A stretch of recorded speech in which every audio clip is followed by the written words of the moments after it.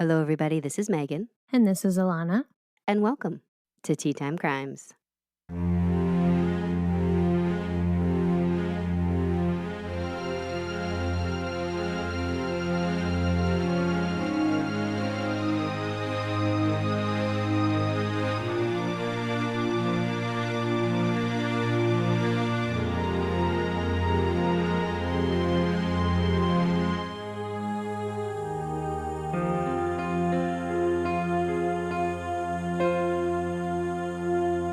And welcome to Tea Time Crimes. Hey, how you doing today? Just enjoying this beautiful fall weather. It's finally November and autumn is here. Yes, it's beautiful here as well. I love it so much. Do you have any exciting announcements, any new stories, anything going on your side of things? Nothing too exciting. What about you? You excited for the holidays? I am. Just around the corner. Are we going to have Mary Kate back? We are. Yes, I can't wait. Is everybody excited? Everybody is, because She's we have coming back. so many great Mary Kate stories that we've heard over the year. Yep. Where she almost went whitewater rafting but didn't. Yep. Where you guys shared pants. I mean, just so many riveting Mary Kate in the moment stories that I can't wait to ask her about. Truly. Yeah, I can't wait. It'll be fun.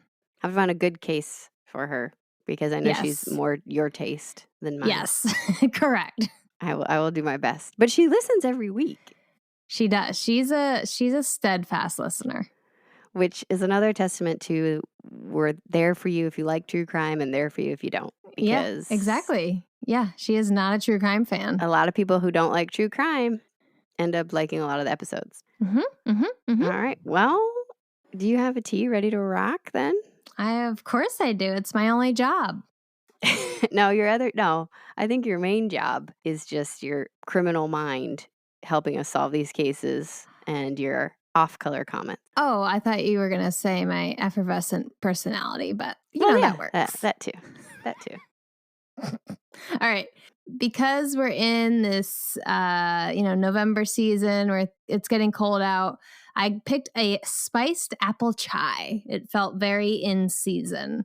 Yum. So this is the perfect combination of apples and spice with the uplifting qualities of smooth black tea.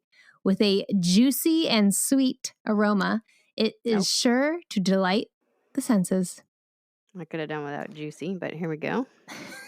All right. It smells like apple spice, so got part of it, right? Let's see if there's any chai in here. I see that you've put a little milk in it. Just a tad. You can see me a lot better right now, can't you? Than normal. It's like your whole world has been opened up. No, it's a different angle. I can just see down. Like the lighting is better. Is this helpful for you guys on the audio podcast to hear about our lighting? You almost made me spit this tea on my mic, and then we would have a bigger problem. Spit take. Love it. I forgot to close the blinds on my side, and I'm getting blinded in this right eye. But yeah, you have that angelic natural light on half your face. Yeah. This is a good cup of tea. It has the nice spice of the apple and cinnamon, some clove definitely in there, and then it wraps into the cardamom blanket of the chai. The chai is not too sweet. I'm not a fan of a sweet chai. So this blend is just perfect. It pairs naturally together. So I'm very happy to have chosen this today. And we'll give this, it's another rating we've done before, and autumnal thumbs up. Oh, you got to have a unique rating every time. You got to add another adjective. What? Every time? You're going to run out of words. No, impossible. God. Bobbing for apples, thumbs up. Oh, so you changed it completely. A bobbing for apples, thumbs up? Yeah, it's very aptly. Is bobbing for apples a good thing? It seems Depends a little on who torturous. You ask. People volunteer to do it. Yeah, but you take a child's head and you dunk it underwater, essentially. That sounds violent. You could do it without someone dunking your head. You do the dunking. Yeah, all right. Well, bobbing for apples died with COVID. Yeah, that's fair. Unless you have your own individual bobbing buckets, I guess. This is a good cup of tea. Yeah, it sounds delicious. I'd like to try that. All right. Well, 2 bobbing for apples, thumbs up. The only rating I'm going to let you use again is 2 thrusting thumbs up, because to me, that's the pinnacle of your tea review. Like, that's the top. I didn't know there were rules that I couldn't use things twice because I'm pretty sure I've done that already. Well, I'm just created it, and you love rules, Just so you changed should it. be fine with this. You All should be right. happy about this. All right, are you ready to get into today's case? It is so bizarre. Okay. I like bizarre. Well, you won't. All right, so an audiobook recommendation, Three Sisters in Black by Norman Zierold, and it's narrated by Gabrielle Cuir, and she does an amazing job of bringing the characters to life. I mean, Yeah. I say characters because not that they're fictional, but because they're characters. Oh, So take a listen, but here we go. Ready? ready. On November 29th, 1909, Ocey Snead was found dead in her East Orange, New Jersey home. A suicide note was near the bathtub. Her face was submerged in about a foot of water. Her aunt, Virginia Wardlaw, had called for the coroner when the body was discovered. In place of a coroner, a doctor was sent to check on the 24-year-old woman. Right away, Dr. Simmons was unnerved by the person who answered the door, which was Virginia Wardlaw. She was tall and thin, dressed in a floor-length black dress, wearing a thick black veil that completely covered her face. What the fuck? Virginia explained that the deceased was her niece, Oceana Wardlaw Martin Snead, or Ocey. That's what she called her. Is this a coven? She explained that Ocey had ended her life because she'd been ill and depressed since the death of her daughter in 1908, followed by the death of her husband. Ocey had also given birth to a second child that year who was so ill he'd been permanently placed in a children's hospital. Ugh. Dr. Simmons listens to the aunt explain away Ocey's life. All of this is being delivered under the veil in a refined Southern accent. Dr. Simmons is shocked by the scene in front of him. He can confirm that Ocey is dead. However, he estimates that she weighs no more than 80 pounds. How old is she? 24. Near the tub, there's a pile of her clothing with a note pinned to the top. It reads, "Last year, my little daughter died. Other near and dear ones have gone before. I have been prostrated with illness for a long time. When you read this, I will have committed suicide. Do not grieve for me. Rejoice with me that death brings a blessed relief from pain and suffering greater than I can bear. O.W.M. Snead." Dr. Simmons immediately has questions. 1. Ocey Snead has been dead for over 24 hours. If she had in fact been ill and lived in the same house as her aunt, how had she gone undetected for so long? Yeah, especially in the bathroom. 2, it's clear to the doctor that Ocey was severely malnourished. Had she been starved? Did she have an illness that would contribute to this? I don't like that.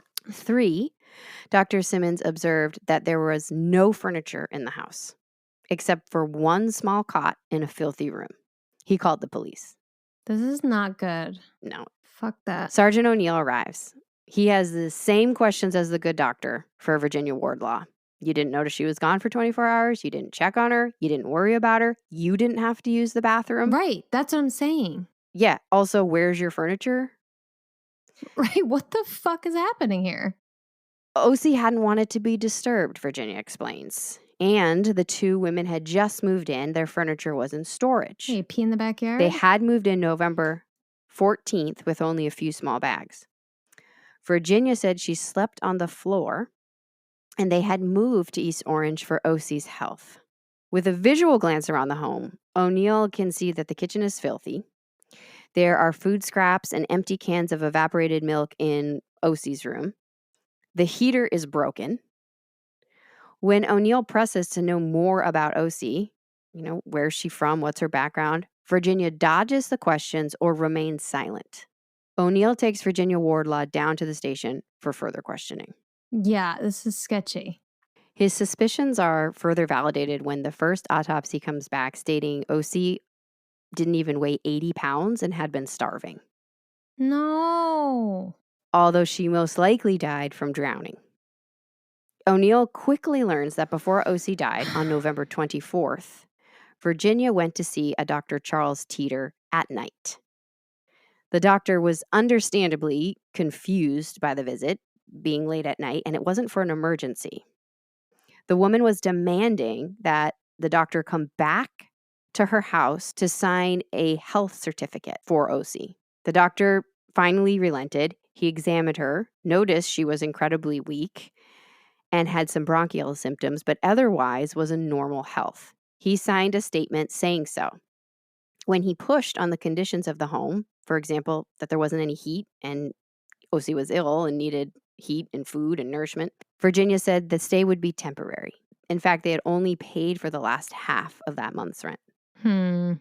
As police process the scene, they discover several life insurance policies for Ocey Snead, totaling around $24,000, which would be over $800,000 today. Even more curiously, the detectives find 2 clues that lead them to believe Ocey Snead was in fact murdered. Yeah. Number 1, there had not been a fire in the stove for a considerable amount of time, meaning there would not have been any hot water. Plus, Ocey's head was facing the faucet. This leads investigators to believe she was placed in the tub, because even if her intent was to end her life, you're more than likely going to get into the tub the opposite way. Yeah. And you're more than likely going to use warm water. The suicide note is with her clothes, but there's not a single pen or inkwell in the house. So how did Ocey write that note? Right. This is not good. Virginia Wardlaw is arrested for the suspected murder of her niece, but the woman hunt is not over. Police have reports that Ocey was kept by 3 veiled creatures, their word, meaning there were possibly other women there besides Virginia Wardlaw, all of whom wore the same black dress with the same black veil. What? Scary. This will confuse witness accounts because people are unsure of who they are actually seeing. Yeah. If there are, in fact, 3 distinct women, all dressed alike, black dresses, veils, neighbors are unsure who came to get the key for the new rental, Right. who came to pay rent, who is the black-veiled woman they see eating at the local restaurant, feasting on oysters.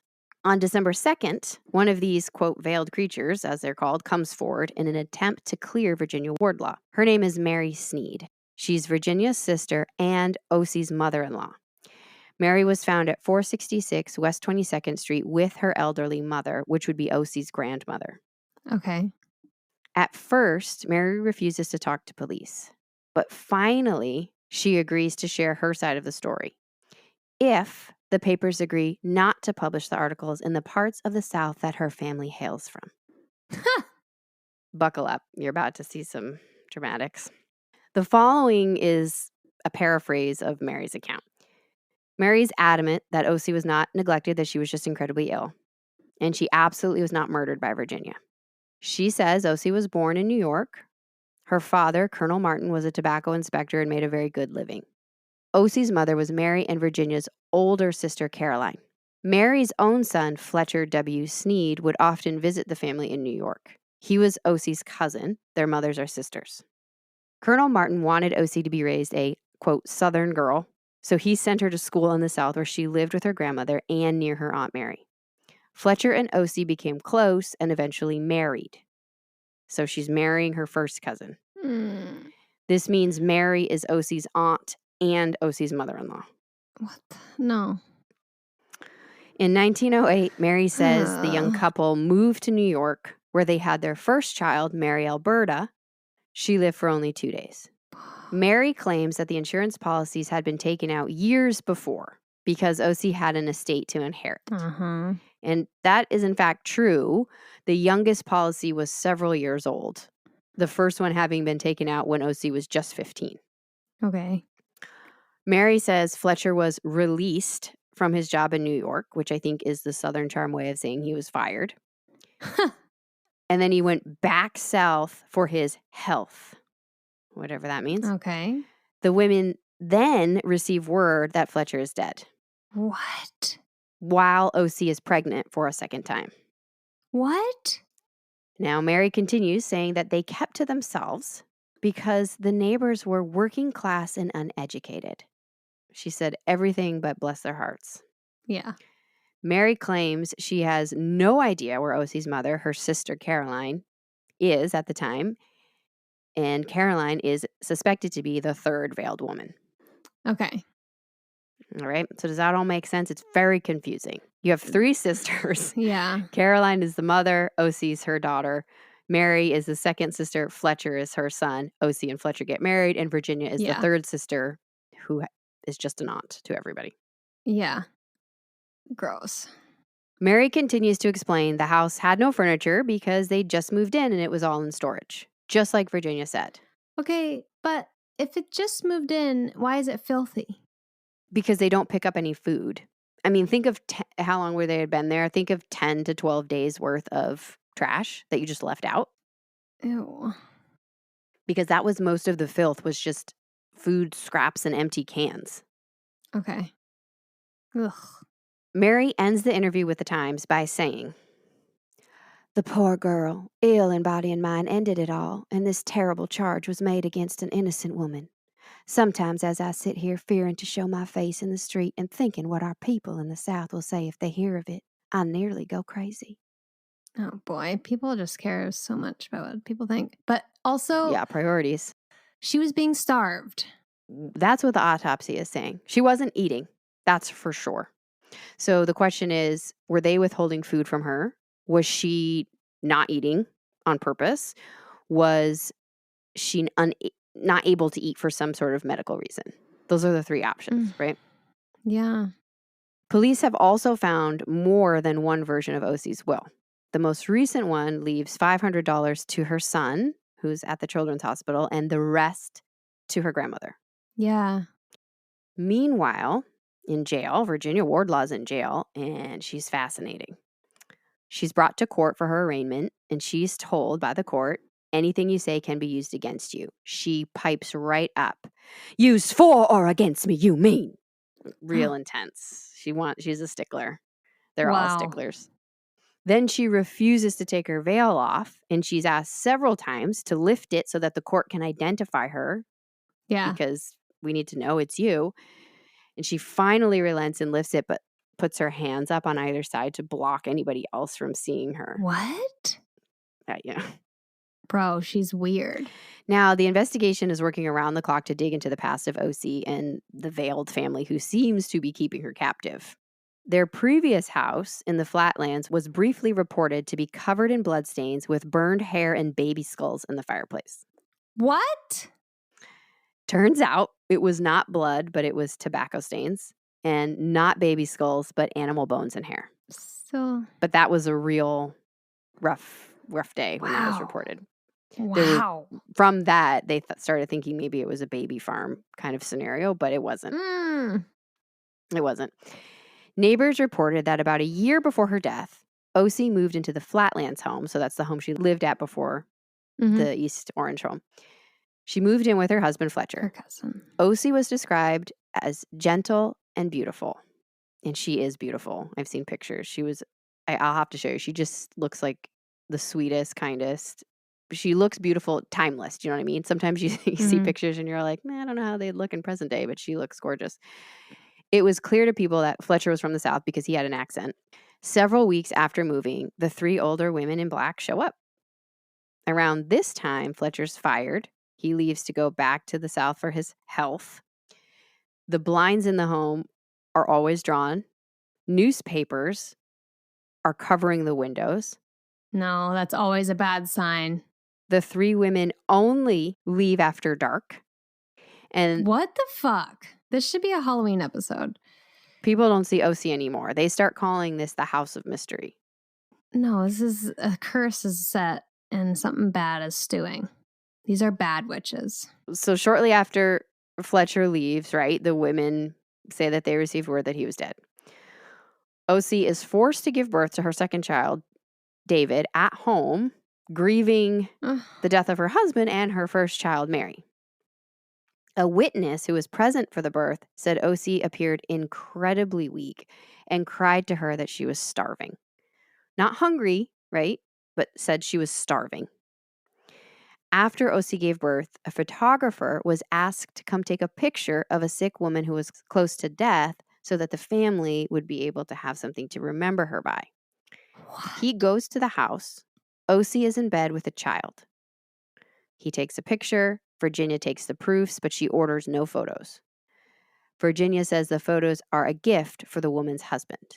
But if you remember, Dead. Fletcher is supposed to be dead. So either Fletcher's not dead or she's lying to the photographer for a reason I don't What's understand. up with these women? I really don't like them. Yeah.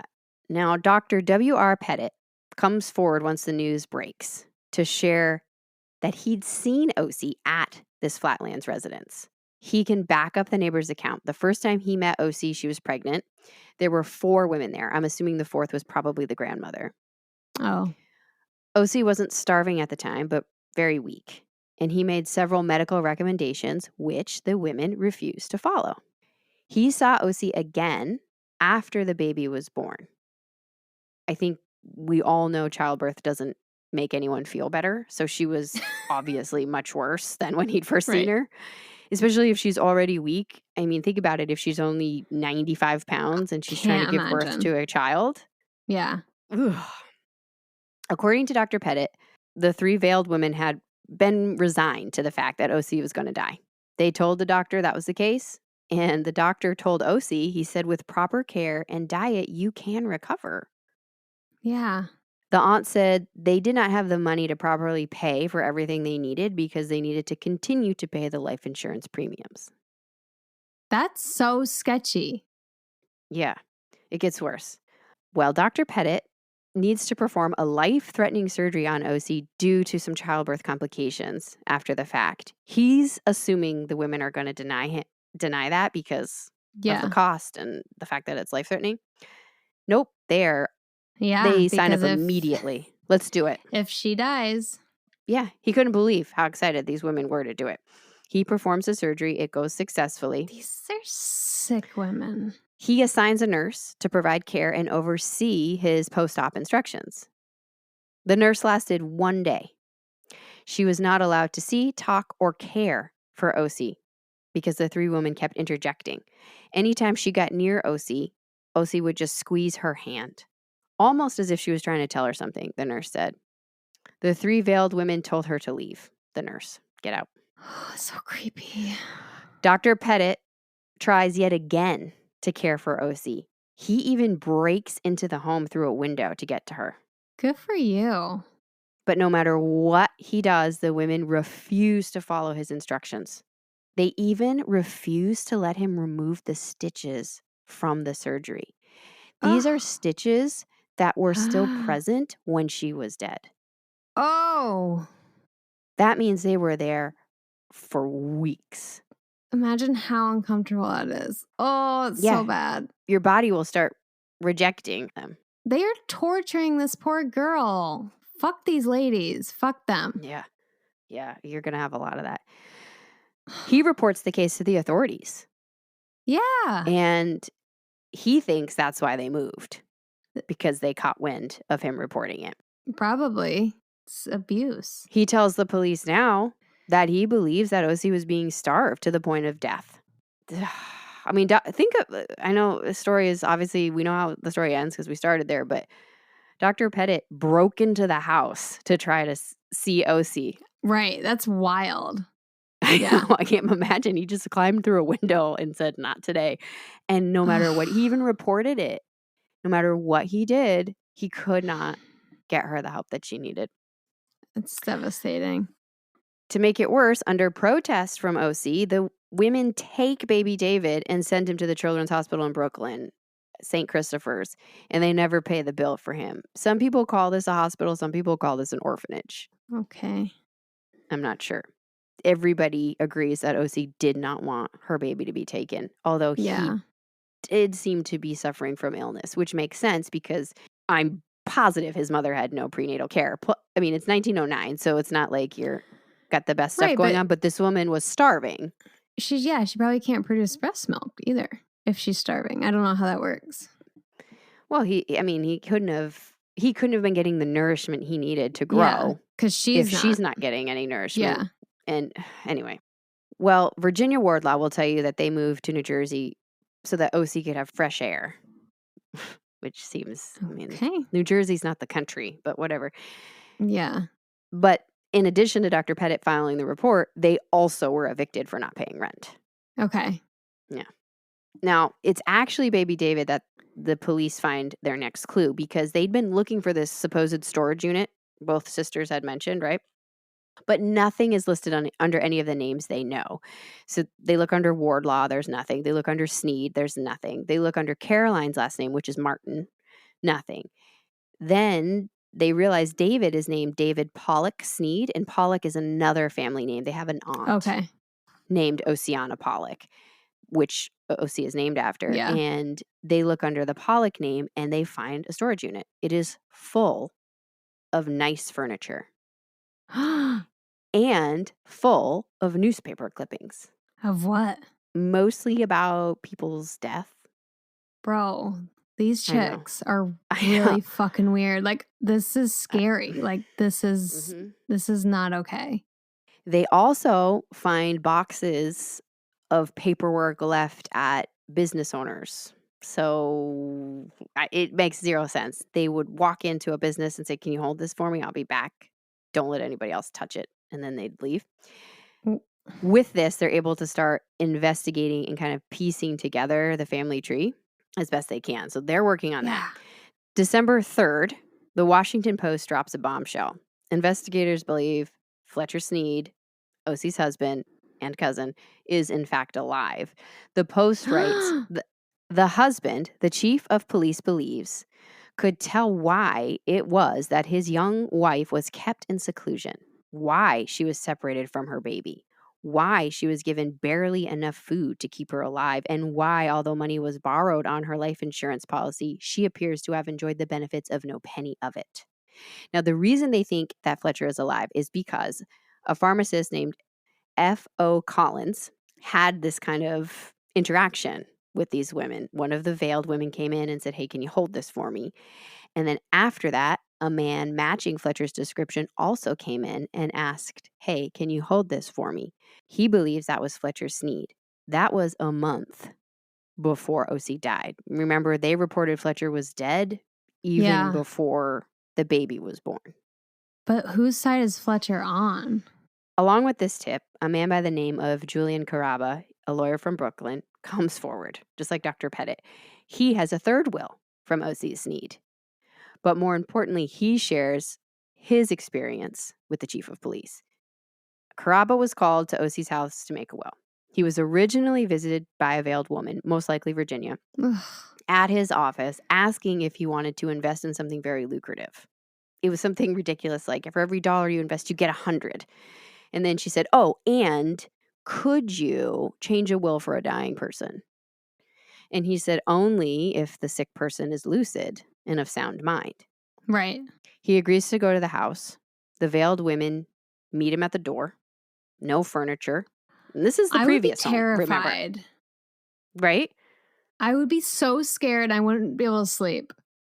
So they haven't just moved in at this point, and it's still no furniture. So they just, what the fuck? I need the backstory of these women, how they turned into scary people. There's no furniture. He goes to a bedroom, single cot. There's a tiny, malnourished woman lying there, quietly, just staring. Women wearing black veils are sitting along her bedside. He said it did not appear as if they were comforting her, but more as if they were guarding her. Whoa. I'm scared. Caraba was shocked by the woman in front of him. He pointed at her and said, "She doesn't need me. She doesn't need a lawyer. This woman needs a doctor. What are you doing? Why are you wasting your time with me?" They're killing her. That's what they're doing. The women say that they don't have money for food. He pulls out his checkbook. Right. Then he pretends that he doesn't have a pen, and all of the women rush out of the room to go get one. When they do, smart. This leaves him alone with Ocey. Ocey reaches under the covers and hands him a will saying she wants to leave everything to her son and grandmother. Oh, shit. She said she is dying and begs him to take her away because they are starving her. Okay, there's the proof. He should save her now. Caraba quickly makes 2 changes before the women come up, one making him the executor and the other taking the care of the child to the grandmother. The veiled women return. He writes a check for $5. Caraba notices one of the women has a bag with her and has $20 bills in it. So they're not even... What? You know what? Okay, here's what I would do. I understand he's a lawyer, man of the law, whatever. Deck the women, pick up the girl, fucking run. I know she weighs 80 pounds. Let's pick her up and get her out of here. I root for that constantly. So the aunts or the mother, we don't know who's who really, want to remove the grandmother from the will, saying she's too old. They promise to pay Caraba his fee with the life insurance policy once Ocey dies, telling him she has one for $5,000 and another for $2,000.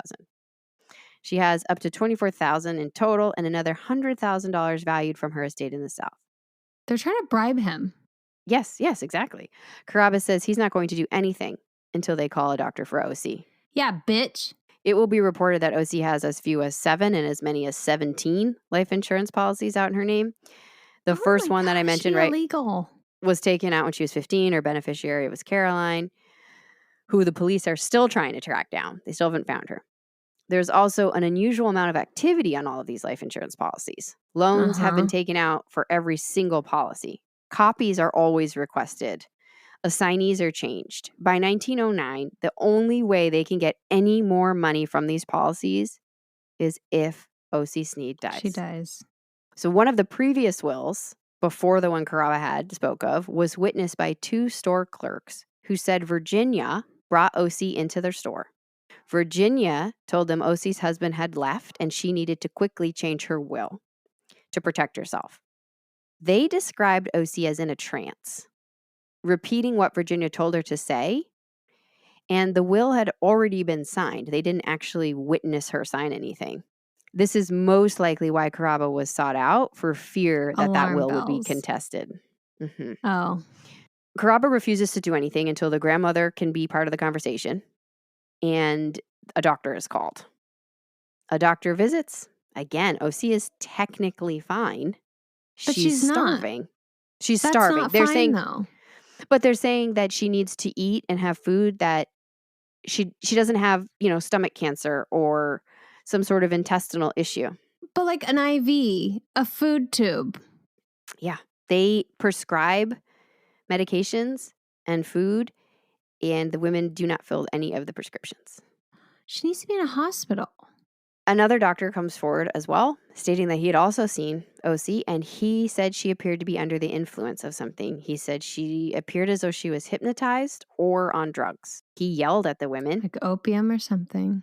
And again, he was told to leave. But I feel like there's real abuse going on. Like, I understand people can't interfere because it's right, but it's 1909. You don't have the same social services that you might. You don't have the same places to call. I mean, it has been reported. Dr. Pettit reported it. Yeah. They looked into it and they said there's nothing they could do. Fucking snatcher, man. I know, right? So meanwhile, Virginia's in jail. She'd previously been an educator and an impressive one. She's very intelligent. Her brother, John, was also super smart, and he had attended Princeton. Members of the Princeton network rally around Virginia, offering her money, legal aid, and standing up for her in the press. How? None of her supporters believe her to be capable of murder and instead explain the situation as a combination of unfortunate circumstances mixed with Southern pride. Of starving her niece. Okay, sweetie. However, the papers report some sus timing. The life insurance policies were weeks away from lapsing if premiums were not paid, and the short-term lease was set to expire 2 days after Ocey's death. So they're like, we got crunch time. Starving isn't going fast enough, you sick fucks. Tips continue to pour in and be investigated. The night before Ocey was reported as dead, Virginia Wardlaw was said to leave her home with a small bag, a satchel, they called it. Walked into a bar. Sounds like a terrible joke, but it's not. She bought a flask of whiskey, asked a man to help her. When the man returned, he said she'd simply wanted to save his soul and had been preaching to him about a religion. But witnesses report seeing a man's shadow. The theory emerges that Mrs. Wardlaw needed help moving Ocey's body into the tub. Why would he help her? I don't know if these things are true or not. There's going to be a lot of kind of red herrings that pop up, but this is what the papers are reporting, and it just keeps adding all these strange layers to it. A second autopsy will reveal that Ocey had no organic issues, meaning she was not ill, which we know. She suffered from starvation, weighing less than 80 pounds. She had been given some substance. They hypothesize a poison, an opiate, or a liquor. Yeah. And then she'd been put into the bathtub. Now, here is the piece that is incredibly powerful. She was so weak, she could not have put herself in the tub. She would have had to have been carried. Yep. There it is. There it is. The Washington Post reports December 7th that Ocey's funeral would be delayed due to several developments in the case. Her body had been prepared for a public viewing that day. And since no family members came to claim her body, strangers bought flowers and brought it to her casket. Oh, God. The main reason for the postponement seemed to be that they needed additional confirmation of the identity of the body. Was this, in fact, Ocey Snead? It had been called into question by the insurance companies. Well, that's what's interesting. Because nobody had claimed the body, nobody from the family, they had called Dr. Pettit and his nurse, and they had positively identified that as the woman that they know to be Ocey Snead. They still wanted further confirmation. There had been some rumors by witnesses in the old neighborhood that they'd seen Ocey and Fletcher together going in and out of the house far past the time that Ocey was said to be out and about. And so the insurance companies wanted to know if this was some sort of scam and that Ocey had some sort of double. Oh. But they bring in a woman who had been apparently a family friend and also a teacher of Ocey's, and she also agrees. Can't imagine this family having friends. Yeah, okay. She also agrees with Dr. Pettit that is, in fact, Ocey Snead. So the next day, Ocey is laid to rest, buried next to her firstborn daughter. Mary Snead was present at the funeral, which I find fascinating. She couldn't claim the body because she said she feared for being arrested, but she could go to the funeral. Right. Anyway, logic doesn't add up. It's not a lot of it. On December 11th, Virginia Wardlaw appeared in court to determine if her case would be tried. The prosecution's case is pretty simple. Ocey was murdered, or her aunts and mother helped her die by suicide. The defense claims Ocey died on her own will, and the note proves that. If we look at what happened that day, and this is the prosecution lays it out, Dr. Simmons noticed that Ocey was only in a foot of water. She had a washcloth in her hand. Her head was by the faucet. Everything about it looked unnatural and staged. Yeah. The note was there, but no pen or ink. How did she write it? Virginia had not checked on Ocey or used the bathroom in 24 hours. That's what I'm saying. It's just insanity. But it's hard now because it's like just these women in general are so fucking weird. Like, did they actually live in this house with her? Like, did they sleep on the floor? Is that actually what's happening? Or do they have like a cabin in the woods that they're coming from after they, brew poisons? I don't know. Right. Do they just leave her there unattended because they know she can't move? Right. The stove hadn't been used to heat up any water. The house, current and previous, terrible conditions for what they claim is a very sick woman. Terrible. Water was found in Ocey's lungs, but we cannot say definitively if she was held underwater or put in the tub unconscious. Did her face have any like bruising? If you're pushed down against the tub, maybe? No, but if she was unconscious think of how weak she was. Or weak, yeah, you're not going to be able to fight. You wouldn't necessarily have had any because it would have been a gentle push. Handwriting experts can't say for sure one way or the other if Ocey wrote the note because they don't have any samples that they know for sure of Ocey's handwriting except her signatures with the lawyers, but in each case she was laying down, and that's not a good sample because it would affect, the slant and the position of your letters. I want to know more about her too. Like, did she ever go to school? Like, was she ever not captive, Yep.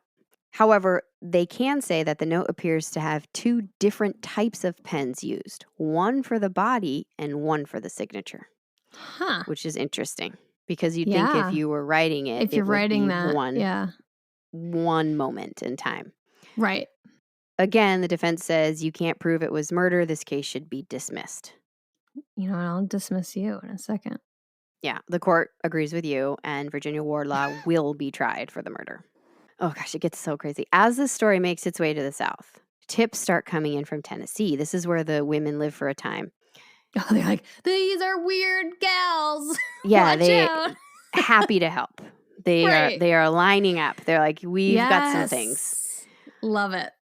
Martin Wardlaw Snead family had lived in Murfreesboro, Tennessee, and Ocey seemed to be under a spell by the aunts. That's the words that they used. She was. From what they described, it sounded like they controlled her and she was not allowed to come and go as she pleased. Yeah. The Tennessee Bad tipsters magic. also claimed to have discovered a package of morphine when the women suddenly left one day. Here we go. So with all these leads and the investigation that's going on from all the papers that they're finding, you start to see a picture of this family. Okay, so Martha Wardlaw, Ocey's grandmother, had given birth to 6 children. Caroline, the oldest, and Ocey's mother, then Mary, Fletcher's mother, then Virginia, who never married, then John, the Princeton hotshot, then Alfred, and then Bessie. Caroline married a man 20 years her senior, Colonel Robert Martin, who was a Confederate soldier during the Civil War, and then in the tobacco business, as Mary had said before. The couple had 2 children, Ocey and Hugh. However, by 1901, when the people in Tennessee meet Ocey, it was just Caroline and Ocey. The colonel had died of a stroke, and Hugh had died from meningitis. Virginia Wardlaw was a brilliant educator and a Wellesley graduate. She'd recently left her job at Price School to become the president of Seoul Female College in Murfreesboro. The school had been founded in 1851. It had been a makeshift hospital during the Civil War, and by the time Virginia's in charge, it's considered a prestigious institution. Okay. It's pretty small, though. Virginia prided herself on educating women on more than just etiquette, which is pretty progressive for the time. Once Virginia's established, her parents moved to be closer. Cool, everybody's fine. Then Mary Snead moves to be closer. Still doing okay. She brings her sons, Fletcher, Albert, and John. Mary is also a teacher, so she teaches at the school. What?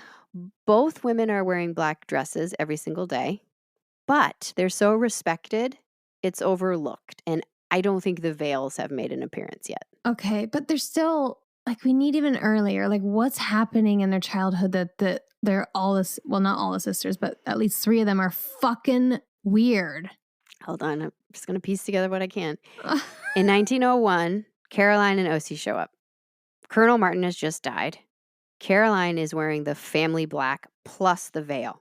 Oh, here it comes. The trend, yeah. Ocey is 16. She's enrolled at the school. She is described as an excellent student. Great. Who also has the added benefit of being described as kind and beautiful. Ocey, run. So many people talk about how sweet she is. That's what you got to be miserable and terrible, and then nobody will want to murder you. Check. That's what I learned from this podcast. Somehow, over time, Caroline, who was also an educator, by the way. God, that's terrifying that these are all educators, okay? I know. She'd been the principal of a girls' school, and she retired that same year. She started to become more and more involved, eventually controlling the school's finances. Wow. Just completely controlling them. The school starts to gain debt, lots of it. The town starts to talk and ask questions. For instance, why? Why would Virginia, an educated, respectable, successful woman who they all liked, for a minute, allow this to happen? Like, what is going on over there? Why are you now wearing a veil? Think of how hot it is in Tennessee. And now you're letting your sister do everything. Rumors form that Ocey looks much more like Virginia than Caroline. I'm not sure how they're seeing through all the veils, but this is what they're saying. Maybe they took them off occasionally. Maybe if they're all looking at veils, they look more similar. Could Ocey be Virginia's daughter and Caroline adopted her to save Virginia's reputation, is the rumor that starts. Whoa. At the height of this rumor, Ocey becomes ill, I'm doing air quotes, and is pulled out of school. No. This is where it starts. The Sisters in Black, as they're now called, say Ocey has the measles. A life insurance policy is taken out. Aren't you not supposed to do that? What do you mean? You're supposed to take life insurance when you're healthy, right? Well, I think she already, the first one was when she was 15. So this is just, we're just keeping them going. I didn't know you could just, oh man, gateway. Wow. A month goes by. No one sees Ocey. The town calls a doctor. No, The town good. is, think about a whole Love town that. being worried enough Yeah. that they say, yo, doc, you've got to get over to check on Ocey. This Yeah. is getting absurd. She should be better. Sure. If it's a small town, I get that. When the doctor arrives at the home, the sisters refuse to let him go into Ocey's room. Here we go. They will let her come out into the hallway. He examines her, just like all the doctors that will come after him. He says there's nothing really wrong with Ocey. Ocey's shut back up in her room. Stories now start to form that the sisters are keeping her captive. The sisters start Call CPS. visiting the cemetery at night. You know what? Okay. What the fuck? Why isn't this a Halloween episode? This is fucking creepy. They start walking in and out of students' rooms randomly, just with no explanation while students are in there. They start reassigning students for no rhyme or reason. Eventually, all 3 sisters are fired because they are trying to save the school, which they're unsuccessful at. It has been destroyed. They're tanking it. Caroline tanked it. Yeah. They have to end up just selling it. They can't save it. That's sad. That seems like a good time to leave town. But no, they stick around. Let's just, you know what? We've got a good thing going on here with the cemetery. The sisters stay in Murfreesboro and rent 2 rooms. In these rooms, the blinds are always drawn. Mm-hmm. They only come out at night. They constantly ask to store things at various businesses. And they've added capes to their outfits. Stop it. There is bad magic happening here. I'm positive of it. I'm positive of it. The capes are just, you are not in a cold place. But they are in a cult. Have you ever seen that Seinfeld where they see George Costanza's dad with a man in a cape and they purposely cross the street because he's wearing a cape? Anyway, that's what I feel like. It's like, why are you wearing a cape? This is just, anyway. People began stopping by demanding to see Ocey. Good. Each time they're told she's too ill and they're turned away. One woman by the name of Mary Headley calls BS and demands to see Ocey. She's shocked at the girl she sees in that room. And Ocey just very demurely says she's fine, just a little drowsy. Yeah, because she's on morphine. She has to be being drugged. Yeah, they have to be drugging her nonstop. Fletcher Snead is the only person ever seen allowed in the home. Witnesses say he showed up one day clean shaven. The next time he emerged, he had a full beard. What? I don't know how fast facial hair grows. I mean, some of our male listeners let me know, but that seems like a few weeks. At least to a few months, depending on him. Wow. I just don't know. Is he part of it or not? Rumors continue that Ocey's being held captive, but also after, later on that she was forced to marry Fletcher. That's what I'm nervous about. Randomly in the middle of the night in 1905, the sisters in black flee. They're gone. That's when they leave behind, supposedly, that package of morphine. They take Ocey with them, obviously. Mary goes back to Georgia, Caroline goes back to New York, and Virginia goes to Christiansburg, Virginia, where an aunt, Oceana Pollock, helps her get a new job teaching at Montgomery College. She's also close to their younger and seemingly solid sister, Bessie. Where's Fletcher? To be determined. So with this new information, you can see how police are super interested in finding Caroline Martin. Yeah. What the hell happened to make them disperse like that? Finally, on December 16th, papers report she was found in a New York hotel dressed in the same black dress and veil as her sisters. She checked in under the name Mrs. Maybrick. She'd ordered all the newspapers to be sent to her room. She'd written letters to be mailed, and no one from the hotel was allowed to enter her room. Someone called the police. Sergeant O'Neill shows up. As she is being taken away to jail, she says she would welcome death. Good. On the same day, Mary Snead is also arrested. She's been under surveillance until this time. They arrest her. Now, all 3 sisters will be charged for the murder of Ocey Snead. Yeah. And I think I'm going to have to stop there for today and make this a 2-parter. Oh my God. The cliff. I'm hanging from it. There's so much more. I can't get it all in. There's so much. I need it. I'm only halfway through my notes. What if I let you in on my life insurance policy? Will you keep going? No. Just kidding. Good Lord. I mean, what do you think so far? I don't want to say too much but what are your thoughts so far? Fuck these women. Right? There's something wrong with them. I want to know how they grew up. Why did they turn this way? When did they start their evil coven? Yeah. Like, what's happening? Because there's something wrong. I don't know what's going on with Fletcher either. That's a big part of this. Yeah. Is he bad or good? Because lots of, oh my God. Yeah, it really matters if he is bad or good. And it's just, why is Bessie cool? Why is it? Because maybe just the age difference? Bessie's 20 years younger. Okay, there we Bessie go. was, for the most part, probably just not even anywhere near him. Right. So the three sisters grew up together and something happened to turn them evil. And it's just weird. Like, they were always a little strange, but then after they stopped working, things went really downhill. And it's just, why do they all focus on Ocey instead? Like, there are other kids to prey on, not that I'm encouraging that, but there like, you go. That's great. It's just why. And oh my God, it's scary. This is creepy. It's very creepy. And honestly, not all of these questions will be answered, but I do have a lot more background. I'm sure because it'll be the 1800s. I do have a lot more background on, early 1900s, but, I see, when they were kids, yeah. Yeah. I do have a lot more background on Caroline. I do have some interesting background on Fletcher to come. Okay. And what happens for the trial. So don't Google it. Sit in this discomfort for the next week, and I will bring this story home next time. But I just sent you a picture of Ocey. I just want you to see.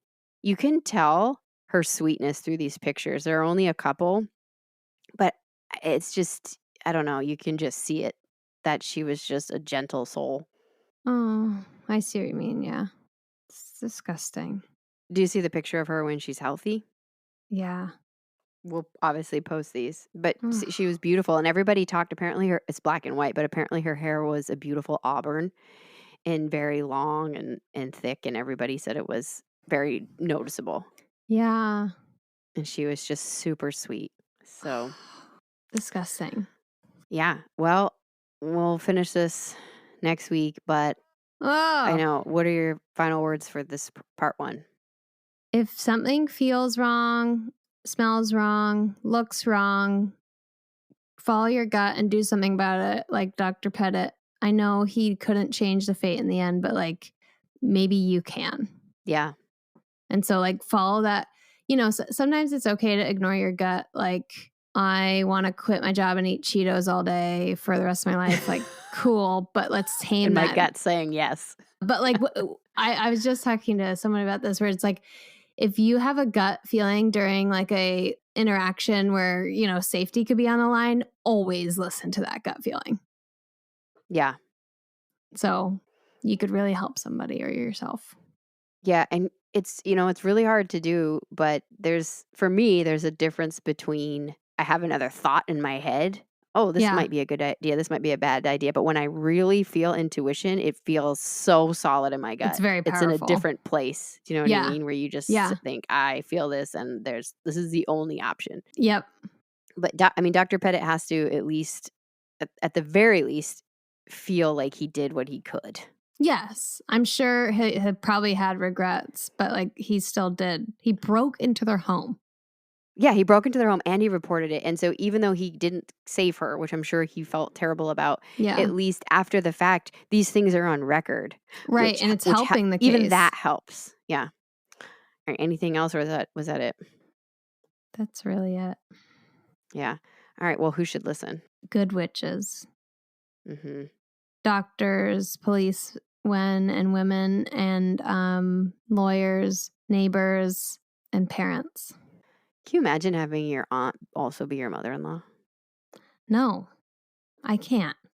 Imagine that divorce. It's real awkward.